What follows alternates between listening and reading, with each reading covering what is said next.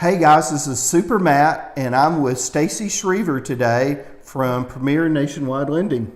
Hi. Hi. I'm glad to see you today. I'm glad to see you you came over here to do, we're doing the first-time homebuyer series, and Stacy was nice enough to come over here and talk to us about, well, she's going to answer questions. I got some good questions for you today. I'm excited. So we're going to talk about how to help first-time homebuyers. You've been helping first-time homebuyers for how many years? Long time. When you say long time, is that more than 5? More than 5. Is it more than 10? Probably more than 10. Is it more than 20? Not more than 20. Okay, so between 10 and 20 is a lot of years. Yeah. So you've seen a lot of changes. Now you're seeing millennials come into play, right?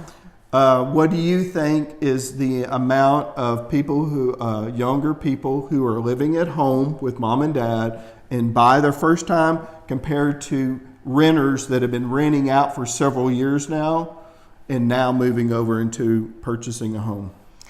I mean, in terms of like percentages, Yeah.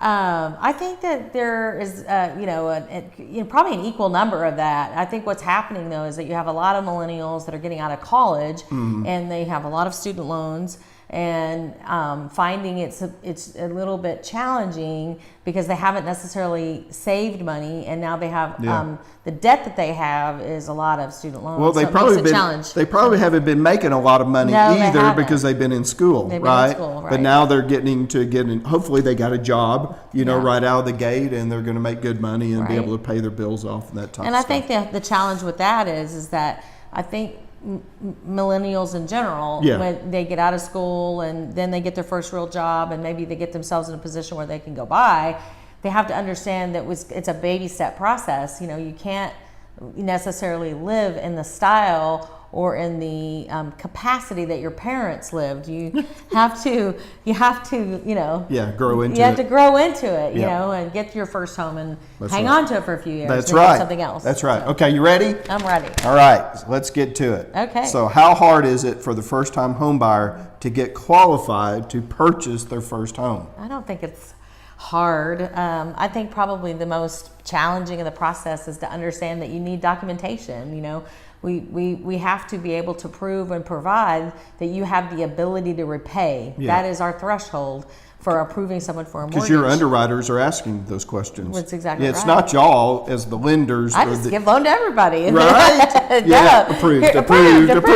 Yeah. No. You could be like Yes Man, with Jim Carrey. That would be nice. Yeah, that would be awesome. So you have to have the ability to repay, and it is important for us to be able to provide a history of where you've lived. Not necessarily have to have rent where you've lived, but I have to provide a history of where you've lived. I've got to be able to provide current pay stubs. I have to provide employment information.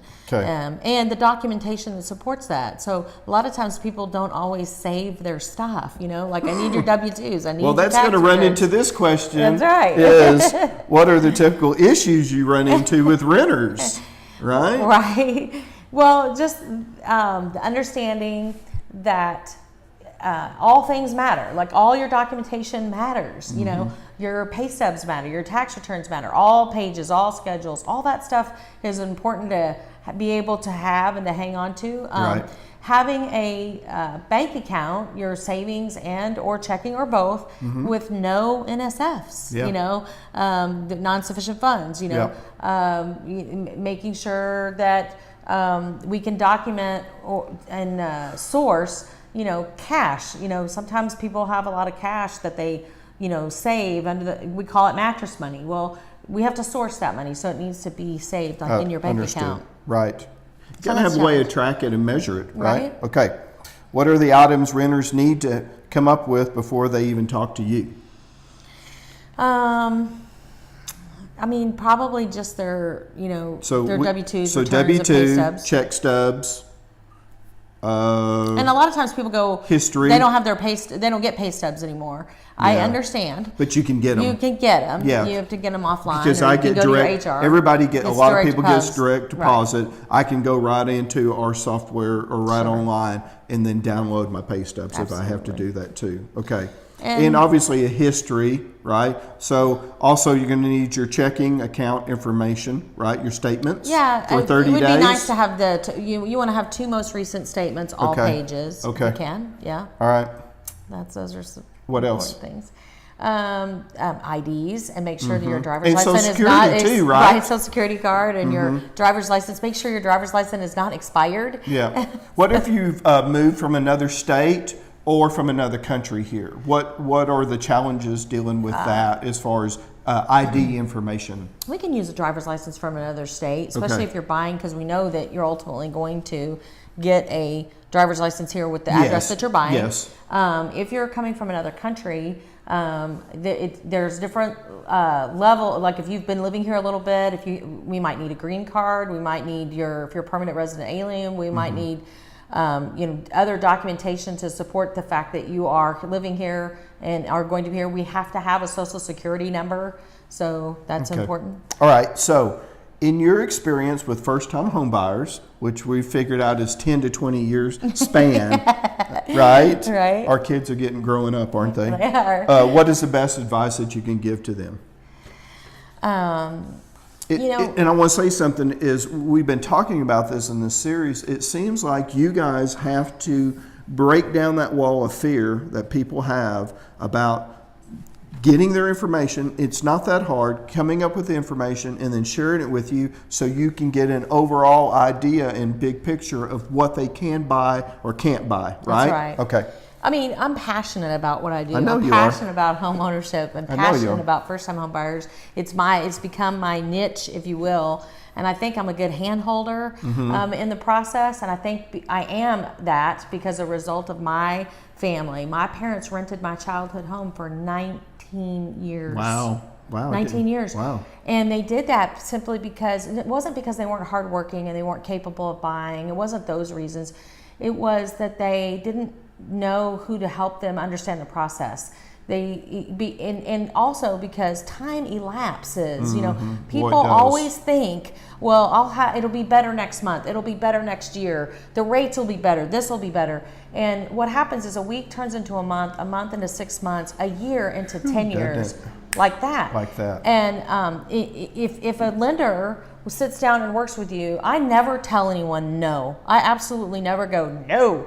I always say maybe not right now. Once I look at all of your stuff and look at everything, I can tell people you're probably 6 months away. In the next 6 months, you need to do these 3 things. Right. Or you might be a year away. And I'm thoughtful and I tell people that. That's good because you know how to help them plan, right? To get to that next point in their process. But I also do the other. When I tell you you're ready, and yet there are people don't hesitate. There are people that I think there are some people that they know they're paying outrageous amounts in rent and they're on the edge of the swimming pool and they're putting their little toe in and it's kind of cold and they're like, it's too cold, I can't jump in. And people like me, when I tell them they're ready, you've got a good job, you've got decent savings, you're ready to go. I'm on the edge of the pool wanting to push you in. I can see you standing right behind. Oh no, you're ready. Go. You're ready. Yeah, take a breath.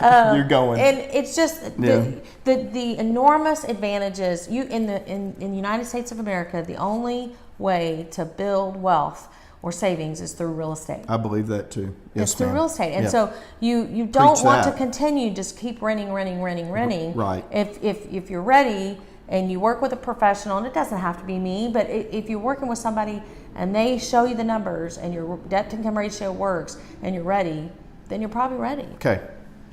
Good answer. That's the challenge. All right.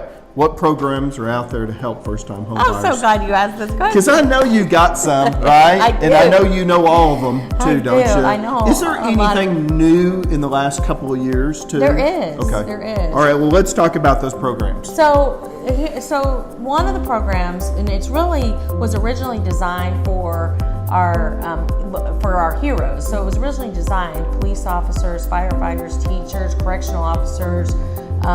There's a handful of other types of positions in that category. Independent school district teachers, librarians.